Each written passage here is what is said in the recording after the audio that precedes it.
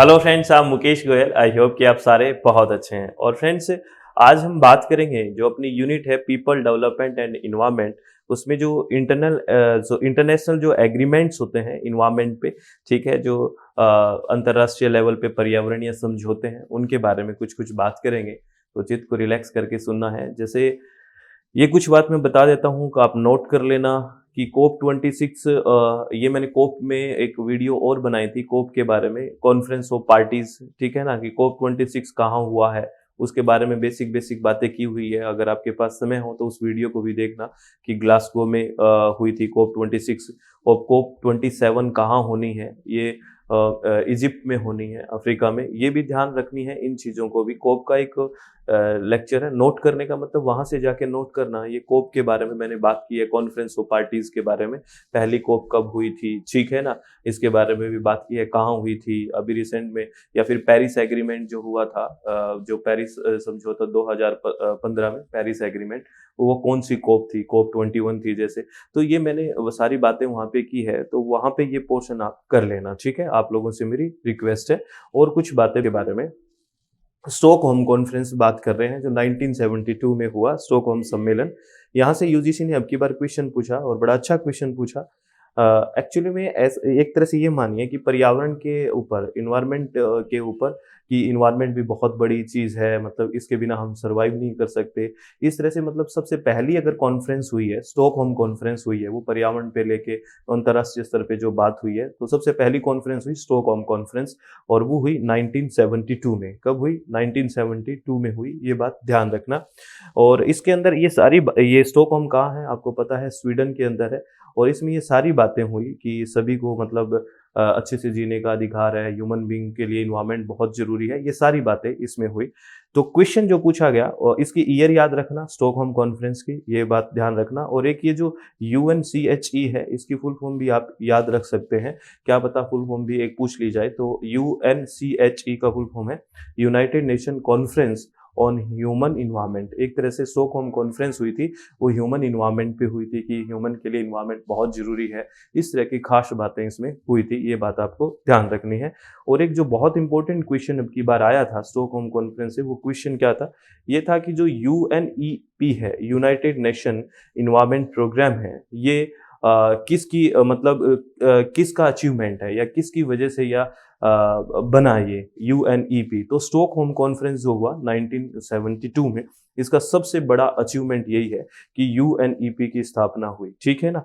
The greatest achievement of the Stockholm conference, कि किसका establishment हुआ? यूएनईपी का, यानी कि यूनाइटेड नेशन इन्वायरमेंट प्रोग्राम का। ये आपको ध्यान रखना है, ये अब की बार क्वेश्चन पूछा गया था। तो आप इस चीज को ध्यान भी रखना। जिन सब्जेक्ट्स के पेपर नहीं हुए वहां ये क्वेश्चन पूछा भी जा सकता है, ठीक है। और उसके एग्जैक्ट 20 साल बाद रियो कॉन्फ्रेंस हुई, रियो सम्मेलन हुआ 1992 में। क्योंकि आपको पता है 1972 में स्टॉकहोम अभी पढ़ा है हमने, उसके एग्जैक्ट 20 साल रियो कॉन्फ्रेंस 1992 में हुआ। और इसमें आप यूएनसीईडी की एक फुल फॉर्म फिर याद रख सकते हैं, क्या है? United nation conference on environment and development. ये आप इसकी फुल फॉर्म याद कर सकते हैं। और इस सम्मेलन को जो 1992 में हुआ, इसको अर्थ समिट भी बोला जाता है, ठीक है ना। और इसमें सबसे अच्छी बात एक और है जो आपको याद रखनी है, जिसे पृथ्वी शिखर सम्मेलन इसको बोलते हैं, अर्थ समिट भी बोलते हैं इसको, कई बार कंफ्यूजन हो जाता है। तो 1992 का जो रियो कॉन्फ्रेंस हुआ उसको अर्थ समिट भी बोलते हैं, ये ध्यान रखनी है। और आपको ये बात जो है जरूरी है याद रखना, वो कौन सी? एजेंडा 21 है, ठीक है ना। इसका मेन जो डॉक्यूमेंट था, ये याद रख लो, है ना। मेन एग्रीमेंट और डॉक्यूमेंट था इस कॉन्फ्रेंस का, एजेंडा 21। ये कई बार पूछ लेते हैं कि एजेंडा 21 है वो किस से रिलेटेड है, मीन्स कौन सी कॉन्फ्रेंस से है।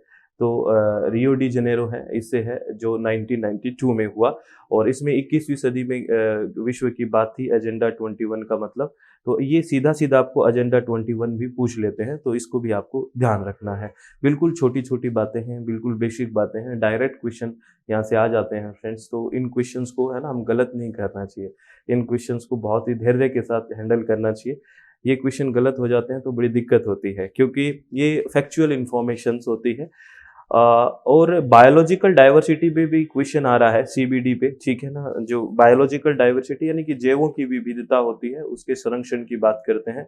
तो इस पे भी आपको पता है क्या हुआ है, इस पे भी कन्वेंशन हुआ है। और ये कन्वेंशन कब ओपन किया सिग्नेचर के लिए? 1992 में ओपन हुआ, ठीक है, बिल्कुल 1992 में ओपन हुआ सीबीडी यानी कि कन्वेंशन ऑन बायोलॉजिकल डाइवर्सिटी, यानी कि जीवों की विविधताओं को बचाने के लिए ये सिग्नेचर हुआ 1992 में, और फोर्स में आया ये 29 दिसंबर 1993 को। तो दोनों चीज याद रखनी है, 1992 में तो ओपन किया गया सिग्नेचर के लिए, ठीक है, और 29 दिसंबर 1993 को ये क्या आ गया, फोर्स में आ गया था। ये बात आपको ध्यान रखनी है।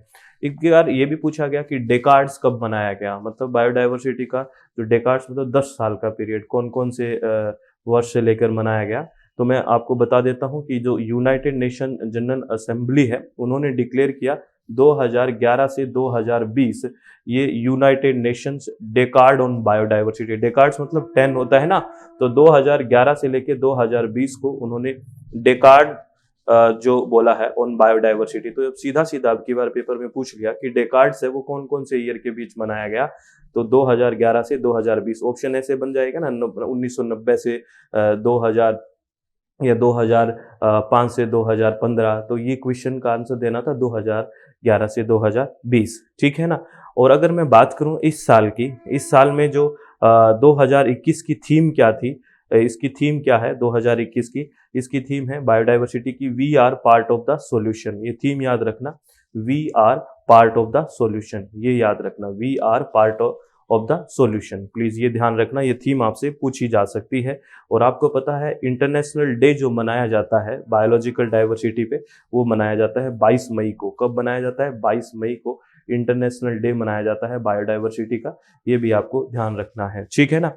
और एक चीज और है, जो अगर ये डेकार्ड्स पूछ लिया फ्रेंड्स बायोडाइवर्सिटी का, तो आपसे हो सकता है कि ये भी पूछ ले कि जो इकोसिस्टम रिस्टोरेशन है, इसका भी एक डेकार्ड्स की बात हुई है। इकोसिस्टम रिस्टोरेशन अब की बार की थीम है, याद रखना। जो पारिस्थितिकी जो तंत्र है उसका रिस्टोरेशन करना, उसकी बहाली करना, ये अब की बार का जो इन्वायरमेंट डे है उसका थीम है, याद रखना। इकोसिस्टम रिस्टोरेशन, पारिस्थितिकी तंत्र की बहाली। और ये इकोसिस्टम रिस्टोरेशन की बात करें, इसको भी एक डेकार्ड्स है। वो कौन डेकार्ड्स मतलब 10 ईयर का बोला गया है, कब से कब? 2021 से 2030 तक का। तो आप कंफ्यूज मत हो जाना, अगर बायोडाइवर्सिटी डेकार्ड्स की बात होती है तो 2011 से 2020 है, लेकिन इकोसिस्टम रिस्टोरेशन की डेकार्ड्स की बात है तो 2011 से 2030 है। ये बात ध्यान रखना, मिक्स मत कर देना। आप लोगों से मेरी रिक्वेस्ट है फ्रेंड्स, प्लीज इन चीजों, ये छोटी छोटी बातें होती है फ्रेंड्स, मैं बार बार कह रहा हूँ, अगर इनमें हम गलतियां कर देते हैं तो सिलेक्शन कहीं ना कहीं रुकने का चांसेस हो जाता है, क्योंकि ये फैक्चुअल इंफॉर्मेशन होती है, डायरेक्ट आपका क्वेश्चन ठीक होता है।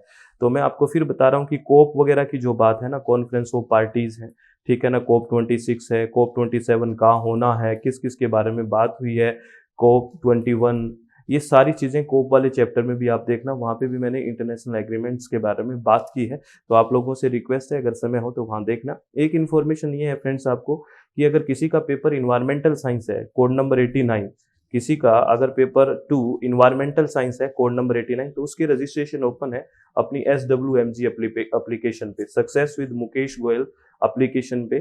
पेपर 2 इन्वायरमेंटल साइंस का रजिस्ट्रेशन ओपन है, अगर आप विलिंग है तो रजिस्ट्रेशन करवा सकते हैं। और आप लोगों से मैं तो लास्ट में एक ही बात कहता हूँ फ्रेंड्स, कि हमेशा खुश रहे, चित्त को अपने शांत रखें, सब बहुत बढ़िया होगा। किसी भी तरह की कोई टेंशन ना लें, जीवन में सब बेहतर होगा। अगर ऑनेस्टली ईमानदारी से काम करते हो तो बहुत बेहतर होगा। प्लीज़ आप हमेशा खुश रहें और इसी तरह से पढ़ाई करते रहें। All the very best. Thank you, thanks a lot friends.